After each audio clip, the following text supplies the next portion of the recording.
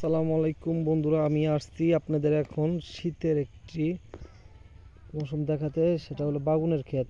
দেখেন বাগুনের টালগুলো লাগানো হয়েছে, এভাবে আপনারা লাগাবেন সুন্দর করে পরিষ্কার করে। সাথে আবার পেঁয়াজও লাগানো হয়েছে, এই যে দেখতেই পাচ্ছেন। চতুর মিরে দিয়ে ঘেরাও দিবেন আপনারা, যাতে কোনো ছাগল মাগল না ঢুকে এই ভিতরে। এই যে চাচা সুন্দর করে বাগুনের টাল লাগাইছে। দেখেন এক সিরিয়াল ভাবে বাগুনের টালগুলো লাগানো হয়েছে।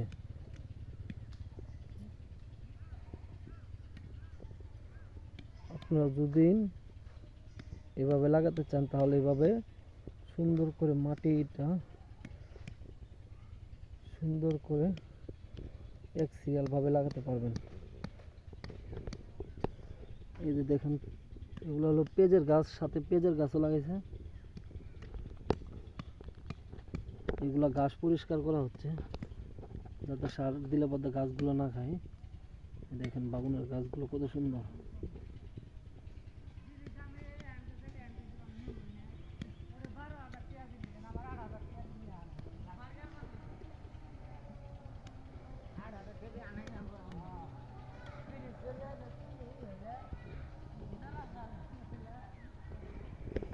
আপনাদেরকে দেখাবো আর ওই যে চাচা কি সুন্দর করে পরিষ্কার করতেছে।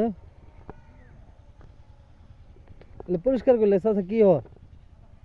পরিষ্কার যে করতেছেন, ঘাস থাকলে সমস্যা আছে? সমস্যা আছে, চালা দিতে রাখা লাগবো, চালা লাগবে, নরম রাখা লাগবো। ও নরম রাখলে জিনিসটা তাড়াতাড়ি বড় হবো, বড় থোয়াবো। ও নরম না থাকলে শক্ত থোয়াবো না। আচ্ছা, কথা আনি জমিনের মধ্যে লাগাইছেন? এই যে দুইবেলা দেখেন, ও তো কয়দিন লাগবে চাচা বাগুন হইতে? আগুন না আসিবেন তোমার মাঝখানে হইলি। এই যে দেখেন মাসখানি হব যে বাগুনের চারাগুলো লাগানো হয়েছে। এত এত বড়, আর কয়েকদিন পরে মনে হয়তো বাগুন তোলা হবে।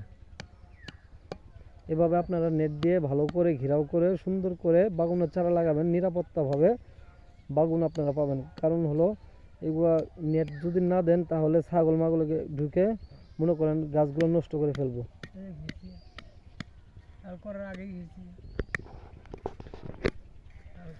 এই যে পেঁয়াজের গাছ, হ্যাঁ কোম্পানির লোক, হ্যাঁ হ্যাঁ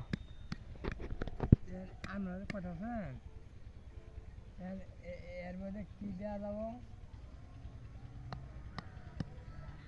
কি দিলে গাছ তাড়াতাড়ি আগাবো। চাচা কি সুন্দর করে গাছগুলো পরিষ্কার করছে। কারণ হলো গাছ না পরিষ্কার করলে এইগুলা গাছ যেগুলো সার দিবে সেগুলা গাছ এই সার টানবে। এর জন্য গাছ পরিষ্কার করা রাখতে হবে আপনাদেরকে সবাই। গাছগুলো আর বাগুনটা সুন্দর হবে। দিলে আগাবো করলে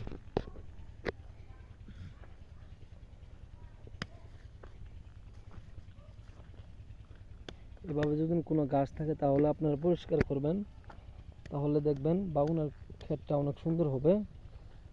দেখেন কি সৌন্দর্য করে এক সিরিয়াল ভাবে লাগানো হয়েছে বাগুনগুলো।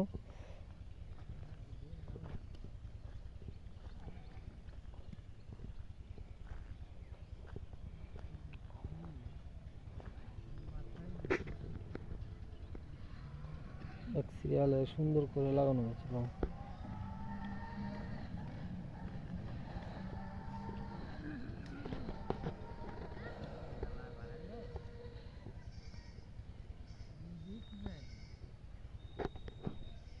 ধন্যবাদ সবাইকে, ভালো থাকবেন, সুস্থ থাকবেন।